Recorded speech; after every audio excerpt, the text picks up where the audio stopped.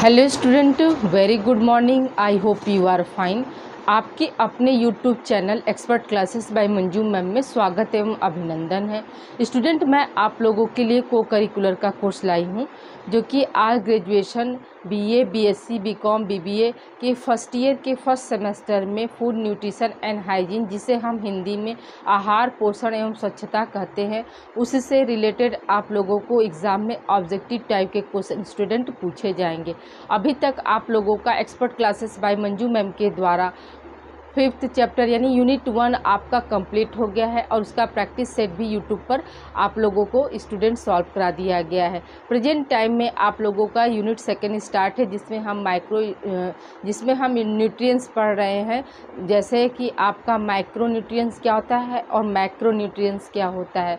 तो उसमें हमने आपको इसकी पूर्व की क्लासेस में माइक्रो न्यूट्रिएंट्स में के अंतर्गत कौन कौन से तत्व आते हैं, जैसे कार्बोहाइड्रेट, प्रोटीन, वसा, ये सब क्या है आपके मैक्रो न्यूट्रिएंट्स के अंतर्गत आते हैं। और माइक्रो न्यूट्रिएंट्स के अंतर्गत कौन कौन से तत्व आते हैं, तो विटामिन्स हुआ, मिनरल्स हुआ, ये सब क्या है आपके माइक्रो न्यूट्रिएंट्स के अंतर्गत आते हैं। स्टूडेंट, ये सब आपकी पूर्व क्लासेस में हो चुकी हैं और अभी प्रेजेंट टाइम में आप लोगों के लिए हम प्रोटीन स्टार्ट किए हैं स्टूडेंट, जिसकी 2 क्लासेस आप लोगों की हो गई हैं। आज इसका 3rd लेक्चर है।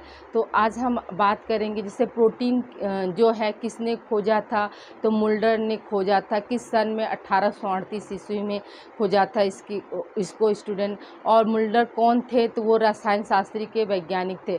प्रोटीन शब्द का उत्पत्ति जो है किस भाषा से हुआ था, तो ग्रीक भाषा से हुआ था। ग्रीक भाषा में भी वो कौन सा शब्द था, तो प्रोटियास था। प्रोटियास का मतलब क्या होता है स्टूडेंट? प्रथम स्थान ग्रहण करने वाला। ये सब आप लोगों को हमने पूर्व क्लासेस में स्टडी करा दिया था। जैसे प्रोटीन जो है प्रोटीन की लघुत्तम इकाई क्या होती है, तो एमिनो एसिड होती है, यानी कई एमिनो एसिड मिलकर प्रोटीन का निर्माण करते हैं। और एमिनो एसिड में भी क्या होते हैं, कौन कौन से एमिनो एसिड होते हैं, तो एमिनो एसिड जो होते हैं आपके 20 प्रकार के एमिनो एसिड होते थे, जो 10 प्रकार के जो थे वो आपके आवश्यक एमिनो एसिड थे और उसमें से 5 जो है आपका अनावश्यक एमिनो एसिड और 5 क्या था, मतलब आंशिक रूप से आवश्यक एमिनो एसिड था। ये सब हमने आपको पूर्व क्लासेस में स्टडी करा दिया था स्टूडेंट। तो आइए अभी आज हम कंटिन्यू करते हैं प्रॉपर्टीज ऑफ एमिनो एसिड, मतलब एमिनो एसिड के गुण क्या क्या होते हैं स्टूडेंट। तो आइए देखिए स्टूडेंट, तो एमिनो एसिड के गुण यानी प्रॉपर्टीज ऑफ एमिनो एसिड। तो पहला है आपका, जैसे एमिनो एसिड जो होते हैं वो किस कलर के होते हैं, तो याद रखिएगा कि सफ़ेद रवेदार होते हैं। कैसे होते हैं स्टूडेंट? तो वो सफ़ेद और रवेदार होते हैं। हम क्या बताएंगे, एमिनो एसिड जो होता है वो सफ़ेद और रवेदार होता है।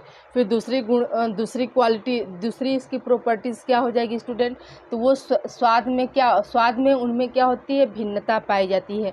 यानी एमिनो एसिड में जो होते हैं कई प्रकार के जैसे स्वाद होते हैं, जैसे कड़वा स्वाद में होता है, तो कड़वा स्वाद में कौन सा आपका एमिनो एसिड आएगा, तो आर्जिनिन आता है। ठीक है, मीठा में कौन सा आएगा एमिनो एसिड, तो एनालिन, सीरीन और ग्लाइसिन होता है। एनालिन, सीरीन और क्या है, ग्लाइसिन होता है। फिर स्वाद रहित कौन कौन सा माने एमिनो एसिड होता है स्टूडेंट, याद रखिएगा कि ल्यूसीन व ट्रिप्टोफैन जो होते हैं ये क्या होते हैं, स्वाद रहित होते हैं, यानी इनमें कोई भी स्वाद नहीं पाया जाता है। ठीक है स्टूडेंट। फिर है आपका तीसरा प्रॉपर्टीज क्या हो जाएगा स्टूडेंट, आपका तीसरा प्रॉपर्टीज क्या हो जाएगा स्टूडेंट, देखिए शिशुओं की वृद्धि एवं विकास के लिए कौन कौन सा एमिनो एसिड जो होते हैं वो जिम्मेदार होते हैं, या कौन कौन सी एमिनो एसिड की भूमिका के कारण जो होते हैं शिशुओं में वृद्धि और विकास पाया जाता है। तो हम क्या बताएंगे स्टूडेंट, हिस्टिडीन और आर्जिनिन होता है। आर्जिनिन का स्वाद कैसा होता है स्टूडेंट, तो कड़वा होता है। और क्वेश्चन आपके यहाँ ऐसे बनेगा कि शिशुओं के वृद्धि एवं विकास के लिए आवश्यक एमिनो एसिड है। कौन कौन सा एमिनो एसिड जो होते हैं वो ज़रूरी होता है शिशुओं के वृद्धि और विकास के लिए, तो हम क्या बताएंगे, हिस्टिडीन व आर्जिनिन होते हैं। फिर चौथा प्रॉपर्टीज आपका क्या होता है स्टूडेंट, तो आवश्यक एमिनो अम्ल भोजन से लिए जाते हैं। ठीक है, जो एमिनो एसिड होते हैं स्टूडेंट तो वो क्या होते हैं आपके 2 तरह के होते हैं, आवश्यक और अनावश्यक। जो आवश्यक एमिनो एसिड होते हैं वो क्या होते वो हम कैसे लेते हैं, तो भोजन के द्वारा लेते हैं, भोजन से हम ग्रहण करते हैं। लेकिन जो अनावश्यक एमिनो एसिड होते हैं उनका निर्माण क्या होता है, हमारे बॉडी में स्वतः होता है। ठीक है स्टूडेंट, देखिए अनावश्यक एमिनो एसिड शरीर में क्या होते हैं, स्वतः बनते हैं। आवश्यक जो होते हैं उनको क्या करते हैं, हम भोजन के द्वारा लेते हैं।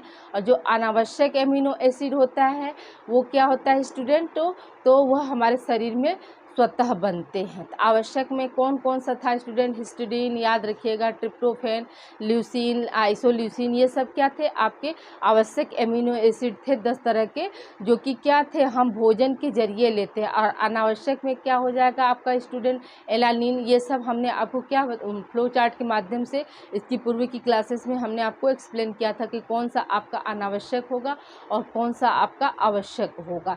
तो वहाँ से जाकर आप इसकी पूर्व की क्लासेस में जाकर आप देख लीजिएगा कि आवश्यक एमिनो एसिड कौन सा है और अनावश्यक एमिनो एसिड कौन सा है।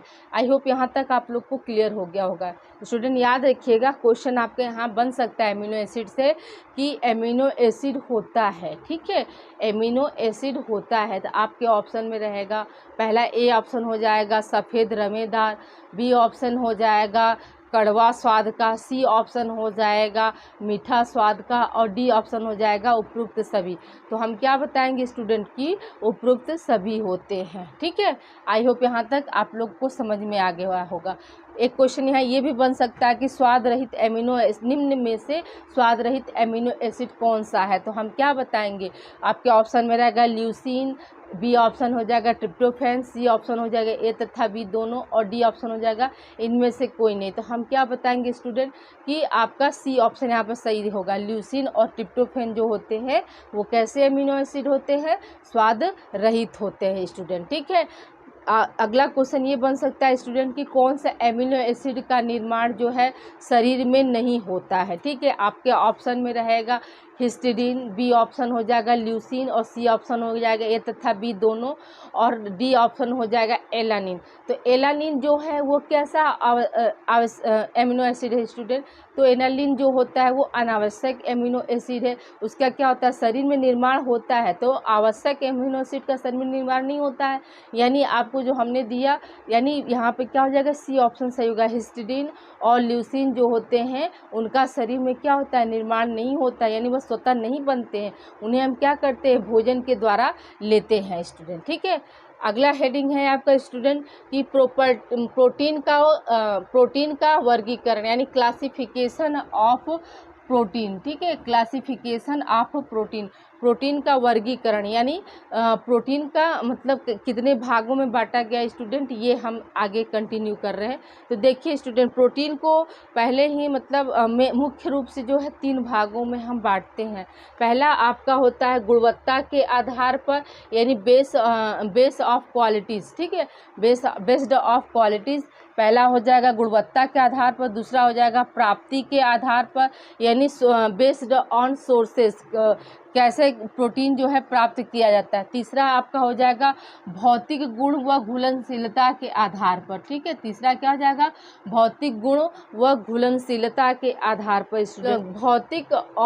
भौतिक गुण व घुलनशीलता के आधार पर जो प्रोटीन होते हैं वो कितने तरह के होते हैं, प्राप्ति के आधार पर प्रोटीन कितने तरह के होते हैं, और गुणवत्ता के आधार पर जो होते हैं प्रोटीन कितने तरह के होते हैं स्टूडेंट। तो आइए स्टूडेंट देखिए, गुणवत्ता के आधार पर जो प्रोटीन होता है वो 3 तरह का होता है। ठीक है, गुणवत्ता के आधार पर भी प्रोटीन कितने तरह के होते हैं, 3 तरह के होते हैं। पहला आपका होता है पूर्ण, जिसको हम कंप्लीट या उत्तम, इसी को हम क्या बोलते हैं स्टूडेंट, उत्तम भी बोलते हैं, उत्तम तरह का प्रोटीन होता है।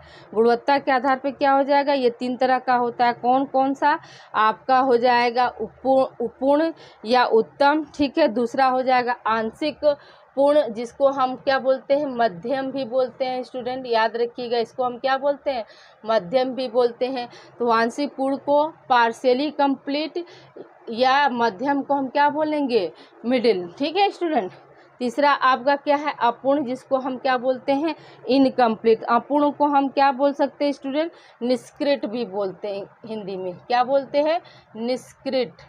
निष्क्रिय भी बोलते हैं या इसी को हम इनकम्प्लीट बोलते हैं। आपका देखिए स्टूडेंट, पूर्ण या उत्तम प्रोटीन क्या होता है, तो इसमें क्या होता है, इसमें मतलब सभी भी आवश्यक जो अमीनो एसिड होते हैं वो सभी पाए जाते हैं, यानी इसमें अमीनो एसिड की जो है कमी नहीं पाई जाती, इसीलिए हम क्या बोलते हैं, इसको उत्तम या पूर्ण बोलते हैं। इसमें क्या आ जाएगा, यानी इसका जो सोर्सेस होगा वो माने वनस्पति से भी हम प्राप्त कर सकते हैं, और क्या होगा, जंतुओं से भी प्राप्त किया जा सकता है, यानी दूध, अंडा, मांस, मछली, ये सब जितने हैं प्राणी जगत के हैं तो उनसे भी हम प्रोटीन, उत्तम क्वालिटी के प्रोटीन पाते हैं। और वनस्पति से भी पाएंगे, जैसे सूखे मेवे, ये सब क्या है, आपके वनस्पति से पाने वाले जो है प्रोटीन होते हैं। फिर आंशिक रूप से प्रोटीन क्या होता है स्टूडेंट, याद रखिएगा कि इसमें जो होता है आंशिक रूप में स्टूडेंट, इसमें क्या होता है, कुछ एमिनो एसिड की जो कमी होती है, इसकी वजह से इसे हम क्या बोलते हैं, आंशिक या मध्यम बोलते हैं। ये प्रोटीन जैसे ये प्रोटीन जीवन को तो बनाए रखते हैं, लेकिन क्या करते हैं, ये शरीर की वृद्धि और विकास में क्या होते हैं, सहायक नहीं होते। कौन सा प्रोटीन, आपका आंशिक पूर्ण प्रोटीन जो होता है वो क्या होता है स्टूडेंट, वो मतलब जीवन तो बनाए रखता है, लेकिन शरीर की जो वृद्धि और विकास होती है उसमें क्या होता है, सहायक नहीं होता। अपूर्ण प्रोटीन, इसमें क्या होता है,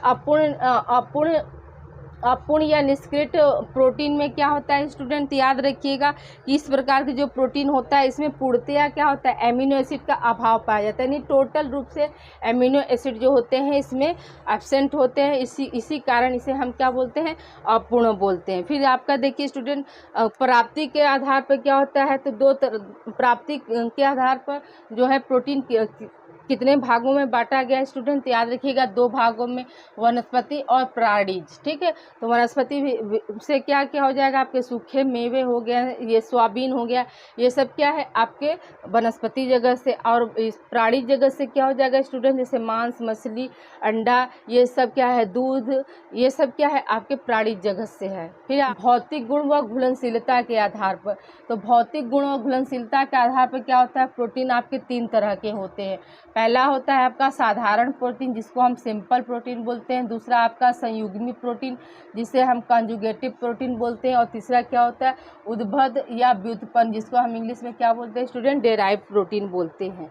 आई होप यहाँ तक आप लोग को क्लियर हो गया होगा स्टूडेंट। तो आगे हम इसी को हम एक्सप्लेन करेंगे कि जैसे साधारण प्रोटीन में के अंतर्गत कौन कौन से प्रोटीन आते हैं, कंजुगेटिव के कौन कौन से हैं, और आपका व्युत्पन्न में कौन सा है, ये सब हम अगली क्लास में आगे कंटिन्यू करेंगे स्टूडेंट। आज के लिए इतना ही स्टूडेंट, और आप लोग को तीज की हार्दिक शुभकामनाएं।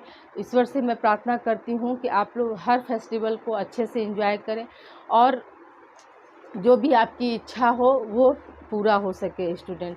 ओके स्टूडेंट, आप लोग अपना ध्यान रखिएगा, इसे आप लोग राइट डाउन कर लीजिएगा। मिलते हैं अगले क्लास में। Okay student, please like and subscribe my channel expert classes by Manju ma'am. इसे ज़्यादा से ज़्यादा आप बच्चों को शेयर करिए, ताकि उनको भी को करिकुलर, और जो बच्चे कंपटीशन की तैयारी कर रहे हैं उन्हें भी किसी तरह की समस्या का सामना न करना पड़े। यहाँ से उनके मैक्सिमम जो है पोर्शन कवर हो जाएंगे, और मैक्सिमम क्वेश्चन जो है वो एग्ज़ाम में सॉल्व कर सकते हैं student. Okay student, happy Teej.